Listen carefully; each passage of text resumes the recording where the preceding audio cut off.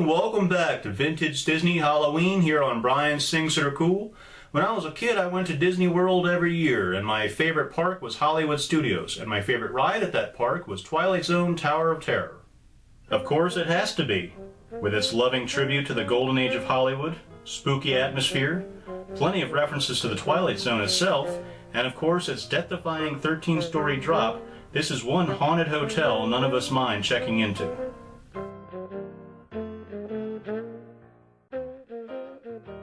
To think, in its planning stages, it was to be a ride based around Mel Brooks. The Tower of Terror has been on my must-do at Disney list for a while. I was even there when it was being built. Somewhere along the line, Disney executives put their heads together and came up with, frankly, a rather strange idea. Let's make a movie based on one of our attractions. Now with over 8 films and counting in this attraction-based film subgenre, let's look at the very first one to do it, 1997's Tower of Terror. Out of all of the Disney films adapted from attractions, Twilight Zone Tower of Terror probably had the most developed plot. 5 people go missing in an elevator at the Hollywood Tower Hotel. And what better way to flesh out this story than hire the man that scared kids my age every week, DJ McHale, and his show, Are You Afraid of the Dark? With Are You Afraid of the Dark, McHale gave us family-friendly stories about the paranormal bursting with creativity and enjoyable characters. And here, it's no different. The film feels very much like an episode of Are You Afraid of the Dark, and does an amazing job of capturing the glitz and glamour of a bygone era. Some of the effects are a little dated, and the story may have a few plot holes. Seriously, a historic hotel in Hollywood has been closed for 60 years? But the Halloween feel and good cast makes up for it. Tower of Terror stars Steve Guttenberg as Buzzy Crocker, a cheesy supermarket tabloid writer who longs to get back into being a real reporter.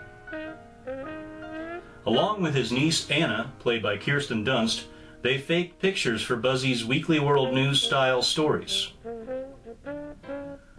Buzzy is visited by an elderly woman who claims to have witnessed the bizarre disappearance of 5 people at the Hollywood Tower Hotel on Halloween night in 1939. The footage of the Tower Hotel in the film, both interior and exterior, were shot at the actual Tower of Terror attraction at Disney's Hollywood Studios. The little girl in the group of 5 ill-fated hotel guests was a Shirley Temple-inspired movie star, and Buzzy is told by the elderly woman that the girl's nanny put a curse on her, and it backfired. The witch's curse takes the place of being transported to the Twilight Zone when Disney opted not to license the franchise for the movie. Buzzy believes this is a great story for his tabloid, and with his niece and hired actress played by Melora Hardin, sets out to fake pictures for the article, but gets more than he bargained for when real ghosts start showing up. Melora Hardin may be most familiar to audiences as Jan from The Office, but this is the second time she played a singer in a Disney film. The first was Rocketeer, where she played the singer at the South Seas Club. Now it's up to Buzzy, Anna, and the hotel caretaker, who just happens to be the grandson of one of the ghosts, to break the curse.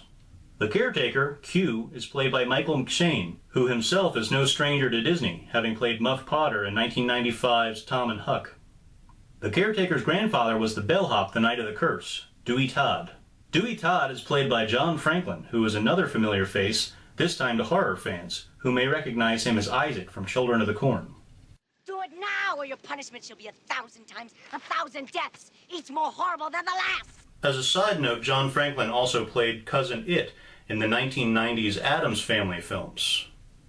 You can hardly tell under all that hair. The character of Dewey Todd reappears in writer-director DJ McHale's young adult book series, Pendragon. He's in the 3rd book of the series, as well as the 8th, where it's mentioned that he took a job at the Hollywood Tower Hotel. Thus, the Pendragon book series is in the same universe as Tower of Terror. With the spirit's help, will the truth be revealed? Will the ghosts find peace? Check into the Tower of Terror to find out. Thank you for watching. I hope you enjoyed my look at Tower of Terror. If you want to be kept up to date as to when I release a new video, go ahead, hit that subscribe button. And if you really want to be notified, hit that bell as well. I'm Brian, and have a great Halloween.